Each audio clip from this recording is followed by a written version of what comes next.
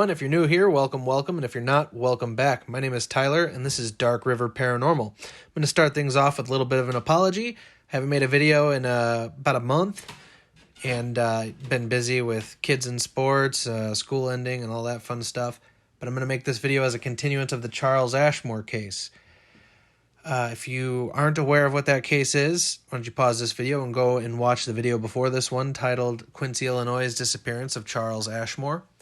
And then you'll be up to date on what this video is going to be about. I'm going to keep this one short, but to continue the case, doing some digging in the Quincy Herald-Whig archives, it has led a lot of people to believe back then that this was a true story.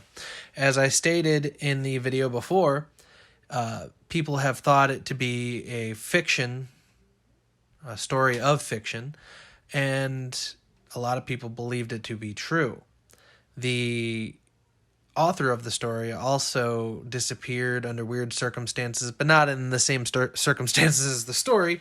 He kind of wandered off into South America and disappeared off the face of the earth. That's a whole nother story.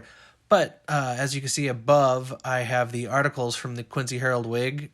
Some of them dated 1890, 1904, and a few others. I'm going to get into those details here pretty quick. But people in Quincy thought the story to be true. Here are those articles. Also, before we get into this video, maybe consider subscribing, giving the video a like so it can reach more people, and maybe share it so it can reach more people that way as well. Back to the video. All right, now to the articles. The first article was titled Quincy and Vicinity, was written Friday, May 23rd, 1890, and this article basically asked people if they heard the story and told the story in full. The next article was titled Who Remembers the Case? Was written on Thursday, May 29th, 1890. The following is taken from an Eastern exchange. The story is new to all spoken to, but may be remembered by those living in the neighborhood. A very strange story, and yet an apparently well-authenticated one. A well-authenticated one is that of the disappearance of Charles Ashmore. He was a young man living with his parents on a farm near Quincy, Illinois on November 9th, 1878. Now that date there is kind of off to the date that was in my initial story, which I gotta look into that. But then after that, it of course tells the story again. The third article was Who Remembers Charles Ashmore? That one was written on May 29th, or published on May 29th, 1913. I think I've been saying written. Maybe the 1890s ones were written. I'm not sure. I know my history, but I'm foggy right now. Okay, this article says, New York man asks information concerning man who disappeared in winter of 1872 or 1873.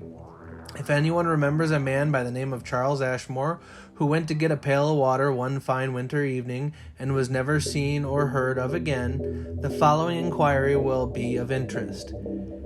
It is not believed that any desired information can be given concerning the man, but if anyone has any knowledge of the matter at all, let him communicate with the Herald.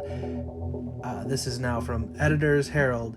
I am anxious to secure details of the disappearance of Charles Ashmore, who lived near Quincy, Illinois, and disappeared in the winter of 1872 or 1873. And then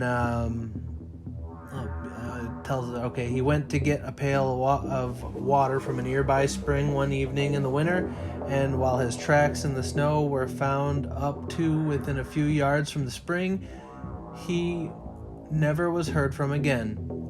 A report of the matter was printed in some number of papers, including the Green Rag, a legal monthly, but the present editor is unable to locate this. Trusting that you will be able to place me in touch with someone who can give me the necessary details, and thank you for your courtesy. I am very truly Walter F. Wyman. So that was the third article. Then the fourth article. Now, I don't know, those of you from Quincy are familiar with Charles Landrum. He was a well-known writer for the Quincy Herald-Whig. He used to do a lot of interesting and fun things for Quincy history through the newspaper. He had an article in here, which will prompt a fun thing here coming up. The fourth article was titled Quincy Quiz, April 17th, 1969. And a person wrote to Charles Landrum to ask him to look into this. What he used to do, people would ask him stuff about Quincy history, and he would do his research and then print their answers in the following newspapers as he got the information. All of these stories are all archived in the QU library, which I'm going to have to go to again because maybe I can find his answer, because the answer was not in any articles that I found after this one. So this article goes as follows. Bruce Felsman of 1309 North 5th, Quincy, Illinois, wrote to ask what we could find about the mysterious disappearance in 1878, there's that date again, it was 1872 or 73, of Charles Ashmore.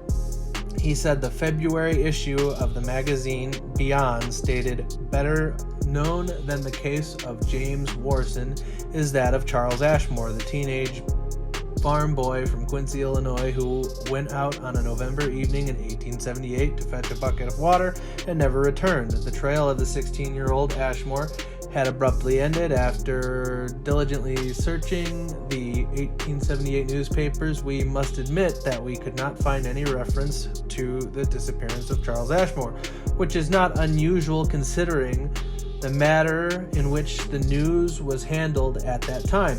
Murders and suicides were reported in all their glory detail. All their gory detail, but not this story. Sorry, the February story from Quincy's past on the John Hanks letter brought a number of questions regarding a Miss Caroline Hall, whom we mentioned a year or so ago in 1904. Miss Hall, a cousin of President Abraham Lincoln, was found to be living... This article doesn't really make sense that it ties into that. I don't know if she had a letter that talked about this or something, but the rest of this doesn't really make sense to what I'm trying to get at. But there you have it. Remember, if you guys have heard anything about this story, please comment below or email me at darkriverparanormal@gmail.com. I haven't gotten any feedback quite yet on this, but the initial video only has 115 views. If we can get that boosted up higher, get it out a little further, we might be able to get a little more feedback. But hopefully you guys enjoyed this video, and you all please have a great day.